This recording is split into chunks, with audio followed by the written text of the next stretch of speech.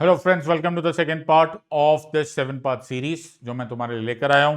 I have labelled it as 7 days study with me, that is doctor Siddharth Arora for UPSC civil service examination. The plan यहां पर यह है कि बहुत लोग बहुत सारे ज्ञान बांटते हैं but nobody actually takes the responsibility. I will be holding your hands. मैं 7 पार्ट्स ऑफ में इस वीडियो सीरीज में तुमको एग्जैक्टली बता दूंगा कि अगर तुम्हें इस एग्जाम की तैयारी स्टार्ट करो and at least in so far as polity, governance and international relation is concern, तुम्हें एग्जैक्टली क्या करना है. And this is the second part. First part हमने कर लिया है and this is going to continue till the 7th part. Don't miss even one video. एक के बाद एक देख लेना. छोटे छोटे वीडियोस है, make sure all of that are covered. इससे पहले कि हम स्टार्ट करते हैं, दिस इज 19,999 पे द यूपीएससी प्रिपरेशन अनअकैडमी आपको ऑफर कर रही है. It is a very reasonable price. Don't miss this for anything. और मेरा कोड यूज करना बिल्कुल मत भूलना, SIDLIVE, SIDLIVE. SIDLIVE is my referral code. Always use it whenever you are joining Unacademy. तो ये क्या है? ये जो मेथड है ये सबके लिए वर्क करेगा. It will work effectively across the board. चाहे तुम ग्रेजुएट हो और तुम थोड़े सा ड्रॉप लेकर तुमने प्रिपरेशन करी है, फेयर इनफ. तुम वर्किंग प्रोफेशनल हो, तुम कॉलेज में हो, किसी भी तरीके से तुम्हारा फर्स्ट अटेम्प्ट है, fair enough. Please go ahead and use this method. हो सकता है तुमने एक अटेम्प्ट ले लिया है for some reason, good bad ugly, तुम्हारा नहीं हुआ है, नेवर माइंड. रिफ्रेश स्टार्ट करो, इसको रीस्टार्ट करो एंड ये मेथड यूज करो. This is a far more effective method. It is a very professional method. Tragedy हो गई है for UPSC aspirant is information overload. इतनी इंफॉर्मेशन है यार, इतनी जगहों से इंफॉर्मेशन है कि it is impossible for an average UPSC aspirant to make out कि कौन सही बोल रहा है कौन गलत बोल रहा है. ऐसे टाइम पर the only way that you can make out is कि जो ज्यादा एक्सपीरियंस है उसकी ज्यादा सुनो. बिकॉज ऐसे बहुत सारे एजुकेटर्स है, जो कई सारे तो मेरे स्टूडेंट्स ही है, जो फॉर सम रीजन नहीं पास हुए, उठ के वो लोग एजुकेटर्स बन गए. मेरी उनको भी राय है, प्लीज आप ये बात लिख दो कि we have only 2-3-4 years of experience, ताकि सामने वाला भी ये सोचे कि इसको फाउंडेशन के लिए यूज करना है कि एडवांस के लिए यूज करना है. बट आपने एग्जाम साइकिल्स देखी नहीं है, अभी आपको एग्जैक्टली पता नहीं है how to interconnect this exam and you are playing with the career of several aspirants. मैं नहीं चाहता कि तुम ऐसे फंसो. मैं किसी को गलत नहीं बोल रहा हूं, बट जो रिक्वायरमेंट है वो रिक्वायरमेंट है. Let's try and understand all of this. Plan क्या है? प्लान ये है कि मैं थोड़ी देर के लिए एक्टिंग ऐसे कर रहा हूं कि मैं ही रुकी हूं, इन द सेंस कि मैं ही एग्जाम प्रिपरेशन स्टार्ट कर रहा हूं और मुझे किसी ज्ञानी आदमी ने मेथड बता दिया how to tackle the different parts of UPSC preparation, और मैं वो ज्ञान तुम्हारे साथ साझा कर रहा हूं. Simple as that. सो मैं एक्टिंग कर रहा हूं कि हम दोनों दोस्त हैं, हम सब लोग दोस्त हैं. मैं तुम्हें कुछ ज्ञान बांटने की कोशिश कर रहा हूं. वो ज्ञान नहीं है, वो एक्चुअली एक सजेशन है. टेक इट और leave it. But if you decide that you are in for it, तुम्हारी लॉटरी लग गई. Let's try and understand each of this part. Right. So हमने इसको 7 पार्ट्स में डिवाइड किया. मैं फर्स्ट वीडियो ऑलरेडी कर चुका हूं which is dealing with general preparation. Please वो वीडियो देख लेना, तुम्हें बहुत कुछ पता चल जाएगा, कौन सी किताबें हैं, कैसे करना होता है, कैसे time table and so on and so forth. आज का जो वीडियो है वो है how to read NCERT books effectively. आज हम ये खत्म करेंगे. थर्ड डे यानी कि अगले दिन हम पढ़ेंगे how to read Laxmikanth for best results. Fourth, how to read the constitution. Fifth, how to make effective notes. Sixth, how to revise and remember stuff. और 7th डे को how to deal with current affairs. तो general preparation, NCERT, Laxmikanth, constitution, notes, revision and current affairs. 7 दिन में ये खत्म हो जाएगा. Along side that, अगर तुम्हें ऐसा लगता है कि तुम you want some other topic, feel free to drop in a comment. अगर मुझे लगेगा कि वो रेलेवेंट है, I will certainly make an additional session related to this. Anyways, let's get down to business. तो हम लोग पढ़ेंगे अब एनसीईआरटी पॉलिटी का इंपॉर्टेंस क्या है. सी, जब भी हम एनसीईआरटी पॉलिटी की बातें करते हैं तो हम लोग बात करते हैं 6th, 7th, 8th, 9th, 10th, 11th, 12th. लेकिन क्यों हम एनसीईआरटी की बातें कर रहे हैं? एनसीईआरटी तो स्कूल में था. यस, स्कूल में था, इसीलिए ये जरूरी है. सरकारी बुक है, इसीलिए ये जरूरी है क्योंकि आप एक सरकारी एग्जाम दे रहे हो. You giving a government exam. तो स्कूल में एक सरकारी एग्जाम और सरकारी बुक पढ़ने का फायदा क्या है? फायदा यह है कि एनसीईआरटी क्योंकि स्कूल लेवल के बच्चों के लिए लिखी गई थी, उसमें कुछ अननेसेसरी कॉम्प्लिकेशन नहीं डाली गई होगी, क्योंकि छठी के बच्चे को समझा रहा था, 7वें को, 8वें को, 9वें, 10वें, for that matter 11th, 12th also. वो काम की चीजें होंगी लेकिन उसमें कुछ भी फ्रिल्स, एक्स्ट्रा फ्रिल्स नहीं होंगे. So it is like breath of fresh air. यार सिंपल वर्ड्स में बता दो यार, 1+1 2 होता है. अब बिठा अगर मैं उसको कॉम्प्लिकेट करना, मुझे इस टाइम पे चाहिए नहीं. Now just think about somebody. समझो तुम साइंस बैकग्राउंड से हो और तुमको पॉलिटी पढ़नी है. यार लास्ट वी स्टडीड सिविक्स, एक साइंस बैकग्राउंड वाला, वो 11th-12th में साइंस पढ़ रहा होता है, फिर कॉलेज में वो 3-4 साल 5 साल डिपेंडिंग अपॉन उसने कौन सा कोर्स लिया, पिछले 7-8 साल से उसका सिविक्स से, पॉलिटी से कोई लेना देना नहीं. Now he wants to refresh. Now ये साथ साथ पॉलिटी. अब यहां से आते स्टार्ट पहले लोग पढ़ाने लग जाते हैं जुडिशियल एक्टिविज्म. अच्छा, हम ये खत्म नहीं हुआ तो हम पढ़ेंगे बेसिक स्ट्रक्चर डॉक्ट्राइन. अरे क्या कर रहे हो यार. Let's go back to NCERT. Let's refresh our memory. हाँ यार, हमने वहां डेमोक्रेसी पढ़ा था, सिंपल लाइंस थी ना. Suddenly some part of your brain lights up. Wow man, simple words. तो ज्यादा कोई टेंशन नहीं होता, क्रिस्प एंड क्लियर होता है. This is one. नंबर 2 क्या होता है, कुछ लोगों ने तो वो भी नहीं पढ़ा होता है, जैसे इकोनॉमिक्स. आई डोंट थिंक, मैं एज अ साइंस बैकग्राउंड था, फिर मैं लॉ में बाद में आया, लेकिन मुझे तो नहीं आता इकोनॉमिक्स. बट अब मुझे इकोनॉमिक्स पढ़ना है, इकोनॉमी पढ़ना है, मुझे कहीं से आ नहीं रहा है, तो मैं क्या करूंगा, आई ओपन द एनसीईआरटी और मुझे वो बेसिक स्टेप्स में बता देंगे. यार ये होता है क्रेडिट, ये होता है डेबिट, ये होता है इन्फ्लेशन, ये होता है डिफ्लेशन. ये सब चीजें कहां से पता होंगे, rather than deep diving into the swimming pool की यार मैं तो सब कुछ एक ही दिन में ले लूंगा. Don't do that. Go to NCERT. That's the advantage of NCERT. Alongside with जो मैंने बात तुम्हें अभी अभी बता दी, इट इज अ सरकारी book and you are appearing for a sarkari exam. Join, if you have one and you have one, add the two. 1+1 is 2. इतनी addition तुम्हें आनी चाहिए. It makes sense to study NCERT. Now, the question जो मुझे most often asked है is कि which ones to read. See, broadly speaking, हम 6th, 7th, 8th, 9th, 10th, 11th, 12th के एनसीईआरटी की रेफरेंस लेते, लेकिन कौन से पढ़ लो. See, जो relevant NCERTs which you have to study are 10th, 11th and 12th. अगर तुम्हें 10th की NCERT, कभी रेयर केस में 9th, 8th, 7th, 6th भी हो सकती है, लेकिन वो तब होती है जब तुम्हें 10th, 11th, 12th नहीं समझ में आ रही. आमतौर पे 10th, 11th और 12th की NCERT if you are studying, it suffices. You don't need to do anything else. For some reason तुम्हें 10th की एनसीईआरटी नहीं समझ में आ रही, feel free, be my guest. 9th पढ़ लो, 8th पढ़ लो, 7th पढ़ लो, फॉर दैट मैटर 6th पढ़ लो. I don't care. लेकिन फाइनली जो प्रोडक्ट तुमने मुझे देना है, वो मुझे ये पता नहीं है कि मुझे 10th, 11th और 12th की एनसीईआरटी आ गई है. That is my entire idea. So when I से द फाउंडेशन कोर्स, मैं क्लास 9, 10th की डेमोक्रेटिक पॉलिटिक्स पढ़ लूं, 11th की इंडियन कॉन्स्टिट्यूशन एट वर्क पढ़ लूं, क्लास 12th की politics in India since independence, मुझे मोर और लेस ये सारी NCERTs almost like the back of my hand मालूम होना चाहिए. उसके वर्ड्स क्या है, उसमें टर्मिनोलॉजीज क्या है, उसमें साथ साथ में केस स्टडीज है वो पढ़ लो, कुछ कुछ हिस्टोरिकल स्निपेट्स है वो पढ़ लो, पीछे एक्सरसाइजेस दी हुई है, एक बार हैव अ लुक देयर. ये तुम्हें इन एंड आउट पढ़ने चाहिए. There is no excuses and you can't run away from that fact. तो पढ़नी कौन सी है, 10th, 11th and 12th. I think this should lay to rest any kind of argument and any kind of discussion. जो more often than not, मैं कहीं भी जाता हूं, मुझे पहला क्वेश्चन ये पूछा जाता है, एनसीईआरटी कौन से पढ़नी. सिर्फ first of all 6th, 7th, 8th, 9th पढ़नी is not a big deal, right. छोटी छोटी बुक्स है, पतली पतली बुक्स है, you can might as well read it.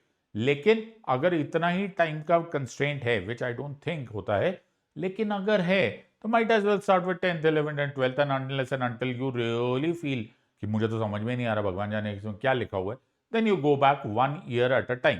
10th नहीं समझ में आ रही, go back to 9th. 9th नहीं समझ में आ रही, go back to 8th and 7th and 6th and so on so fourth. So there is no way कि आपको 10th, 11th एंड 12th ना आए. The next question which is kind of funny, amusing and interesting at the same time, is that do you make notes of NCERT? yes, school की level की book है, पतली पतली books होती है, पतले पतले से उसमें स्निपेट्स दिए हुए. तो कॉन्सेप्ट ऐसा है कि जिस स्कूल के बच्चे को समझ में आ रहा है, why do you want to make notes of this. वो पहले ही इतनी कॉम्पैक्ट बुक है, फिर उसको और नोट्स में कन्वर्ट करो.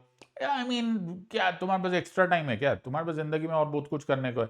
हाँ, कुछ काम की चीज मिल जाए तो just jot it down some place, और जब तुम एडवांस लेवल पढ़ रहे हो उसको वहां पे यूज कर लेना। या फिर कुछ कभी कभी वो समझा रहा होता है, एनसीईआरटी है ना, कभी कभी कोई काम की चीजें समझा रहा होता है, so might as well just take that, उसको रेड पेन से लिख लो। बाद में जब लक्ष्मीकांत पढ़ोगे, कॉन्स्टिट्यूशन पढ़ोगे, मेरे साथ पढ़ोगे, एडवांस नोट्स बनाओगे, उसमें ऐड कर देना। पूरी बुक के नोट्स बना के क्या करने का है तुम लोगों ने? Don't do that, that's a waste of time.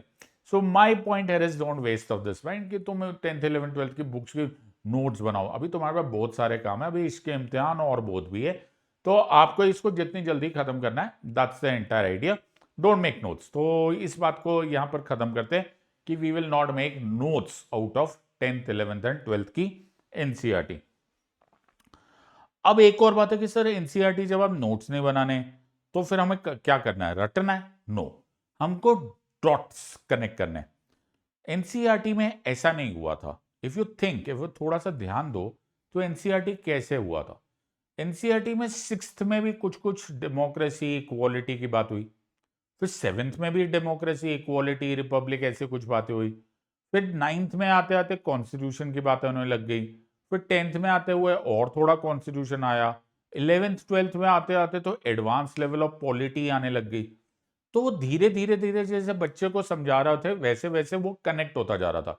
तो अब वैसे जैसे मैथ्स की बुक है फॉर इंस्टेंस, अब हम लोग वो छोटी क्लास में थे तो हमको 2 का 3 का 4 का 5 का टेबल पढ़ाया गया, फिर हमको बाद में वही डिवीजन पढ़ाया गया, फिर हमको पता चला कि डिवीजन और मल्टीप्लिकेशन भी एक तरह से रिलेटेड ही है, फिर हमको ब्रैकेट्स आ गए, बॉड मास आ गया, and so on so fourth. Doesn't mean कि पहले वाला रेलेवेंट नहीं है, लेकिन हमको अगर यहां पर हमको मल्टीप्लिकेशन आने लग गया और हमको उसको कनेक्ट करना नहीं आया, अरे यार ये तो हमने टेबल्स के टाइम पे किया था, तो फिर हम something is missing.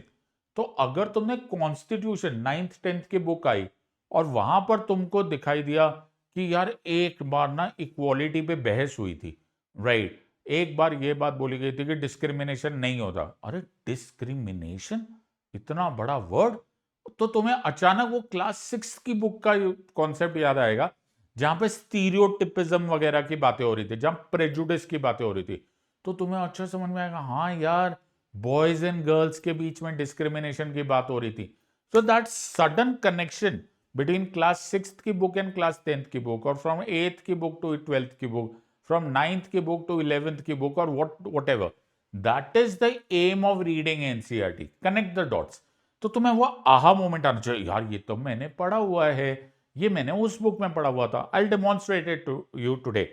So any which ways आपको डॉट्स करना है, और इसमें ना थोड़ा सा अनोखे हो जाओ, हैव फन, बिकॉज तुम इसको डायग्राम्स की तरह रिवाइज कर सकते हो, तुम फ्लो चार्ट्स बना सकते हो, तुम्हें जो जो समझ में आए। So let's say if you read something from class 8 फिर 9 फिर 10 फिर 11 12, whatever you gathered, let's say about democracy, एक पेजर के नोट बना दो कि this is what I have understood from democracy, this is what I have understood from constitution, this is what I have understood from parliament.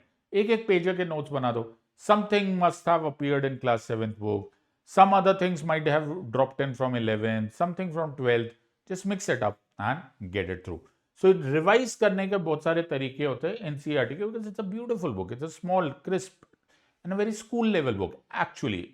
I'm not saying कि ये school level book का मतलब होता है it is by any standards कम है, कम नहीं है, लेकिन सिंपल लैंग्वेज में लिखिए 100%। सो कैसे पता चलेगा कि तुम्हें समझ में आ गया? समझ में ऐसा आएगा कि अपने आप को एक क्वेश्चन पूछो, can I explain this book to a school student? क्या मैं एक बच्चे को, एक 5वीं 6ठी क्लास के 7वीं क्लास के, फॉर दैट मैटर 9वीं क्लास के बच्चे को सिंपल भाषा में समझा सकता हूं या नहीं समझा सकता? अगर समझा सकते हो तो फाइन, तुम्हारा काम हो गया। और अगर तुम नहीं समझा सकते, मतलब तुम उसको ऐसा अलग अलग ब्लेमिशेस बना रहे हो, उसके ऊपर ऐसा चांद सितारे लगा के तुम लोग कुछ बोल रहे हो, इसका मतलब अभी तक तुम्हें सब्जेक्ट नहीं समझ में आया। Let me demonstrate this to you properly. So एक बुक, एक बड़ी फेमस एनसीईआरटी में, आई थिंक क्लास 7th में, ओके चेक इट आउट, उसको कांता की स्टोरी बोला जाएगा। तो मैं तुम्हें एक्सप्लेन करता हूं कांता की स्टोरी, ठीक है? मैंने बुक भी नहीं खोली, पर तुम्हें थोड़ा बहुत फोटोग्राफ से दिखाई देगा, वहां पे लिखा हुआ है ऑन इक्वालिटी। सो कांता की स्टोरी क्या है? कांता की story is about a poor women. वो पुअर वुमेन की स्टोरी स्टार्ट होती है कि वो एक वोटिंग की लाइन में खड़ी है, वोट कर रहे। कांता के वोटिंग लाइन में, ये वोटिंग की लाइन है, नो, ऐसे लाइन है, ये 2 पेजेस में दिखाया हुआ है। ओके, कांता एक गरीब लेडी है। कांता के सामने, कांता के लाइन में आगे एक एजुकेटेड पर्सन है, उसके आगे एक रिच पर्सन है, पीछे एक्चुअली वही आदमी खड़ा है जो कि जहां पर कांता एक्चुअली एक हाउसमेड की तरह काम करती है। तो कांता बड़ी मुस्कुरा रही है। कांता बोले, वाह, मैं वोटिंग की लाइन में खड़ी हूं, पर मुझे इक्वल ट्रीटमेंट हो रही है। मेरे वोट का वही महत्व है जो कि इस अमीर आदमी का, इस एजुकेटेड आदमी का, इस पावरफुल आदमी का, इनफैक्ट मेरे बॉस का भी वही वोट है। इसको बोलते हैं political equality. It ensures political democracy. Kanta vote देती है, बड़ी खुश होके अपने घर जाती है। फिर जब वो घर जाती है तो वो अपने घर में जाती है तो वहां पर देखती है कि ओहो, वो जिस सोसाइटी में रह रही है, जिस बस्ती में रह रही है, वहां गंदगी है, वहां पानी गंदा आता है, वहां पर कोई हॉस्पिटल की फैसिलिटीज नहीं है, उसका बच्चा बीमार है, उसके पास पैसे नहीं है। वो जाती है और फिर वो अपनी ही माल, जहां पर वो काम कर रही थी, उस मालकिन के पास जाके बोलती है, प्लीज मुझे पैसे दे दो। उसकी मालकिन बोलती है, पैसे चाहिए? अभी तो तूने थोड़े टाइम पहले लिए थे, लेकिन तेरे को काम करके ही जाना पड़ेगा। अब वो बेचारी मजबूर है, वो जाती है, उससे पैसे लेती है, काम करने के बाद फिर हॉस्पिटल जाती है। हॉस्पिटल में जाकर उस जाते टाइम वो देखती है कितनी गंदगी है, और जहां मेरा मालिक का घर था, जहां मैं काम करती थी, वो कितना साफ है। वहां पर वो प्राइवेट हॉस्पिटल्स में बच्चों को ट्रीटमेंट करवाते हैं, हमारे यहाँ पर जो हॉस्पिटल्स है वो कितने गंदे हैं, राइट, वहां पर कितनी भीड़ है, कितना प्रॉब्लम है। तो उसको क्या रियलाइज होता है कि जो पॉलिटिकल इक्वालिटी उसने अभी अभी एक्सपीरियंस किया था, जिसकी वजह से पॉलिटिकल डेमोक्रेसी है, उसने वोटिंग तो ठीक है, लेकिन जो समाज की, जो सोशियो इकोनॉमिक रियलिटी है, वो अलग है। क्योंकि सोशियो इकोनॉमिक रियलिटी में एक जगह पैसा है, सफाई है, फैसिलिटीज है, दूसरी जगह नहीं है। तो क्या उससे सवाल यह आता है कि इक्वालिटी का मतलब क्या? केवल पॉलिटिकल इक्वालिटी कि सोशियो इकोनॉमिक इक्वालिटी? तो यहां पर एक बहुत इंपॉर्टेंट कॉन्सेप्ट आता है जो कि बाबा साहेब बोला करते थे कि ultimate aim of India is not political democracy. Political democracy तो एक तरीका है to achieve socio economic democracy. Kanta की इस कहानी से कितना बड़ा कॉन्सेप्ट क्लियर हो जाता है। अगर तुम इस तरह से समझ पाओ और समझा पाओ, तुम्हारा एनसीईआरटी पढ़ना सक्सेसफुल हो गया। That is the aim and that is the purpose of reading NCERT. That's how you study and that's how you should be taught. यही काम है पढ़ने का और पढ़ाने का। सो आई थिंक मैं तुम्हें शॉर्ट एंड स्वीट तुमको समझा पाया कि तुम्हें एनसीईआरटी कैसे पढ़ना है, बट अभी बहुत सारे इम्तिहान बाकी है। नेक्स्ट सेशन में हम पढ़ेंगे कि लक्ष्मीकांत कैसे पढ़ना है, and I will explain you exactly, because ये तुम्हारी बड़ी पेट बुक है। तो तुम्हें ये बात पढ़ना है कि तुमको कैसे पढ़ना है, how do you read it so effectively that it you make the best use out of it. But वो है session number 3।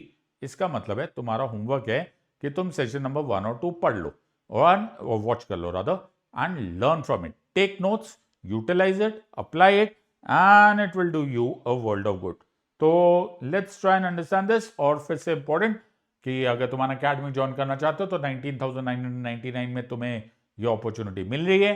Don't forget to use the code SIDLIVE always and every time whenever you join an academy, use my code SIDLIVE। और जो लोग मेरे course को join करना चाहते हो उसको, उसका नाम है LexRex। सो LexRex polity governance international relation, तुम्हारा हेडेक खत्म, मेरा हेडेक है ये सारा का सारा। Thank you for watching this. और मैं फिर ये बात बोल रहा हूं, अगर तुम चाहते हो कि कोई स्पेसिफिक टॉपिक तुम्हारा मैं एड्रेस करूं, please drop in a comment. अगर मुझे ऐसा लगेगा कि इट इज रेलिवेंट और बहुत सारे कमेंट्स आ रहे, I will be more than happy to add one more session और more than that also to this series. I will be happy to teach you. Will look at many of such sessions. Final aim ये है कि तुम्हारा फायदा होना चाहिए। In the words of Unacademy, let's crack it. Until next time, God bless, thank you and Jai Hind.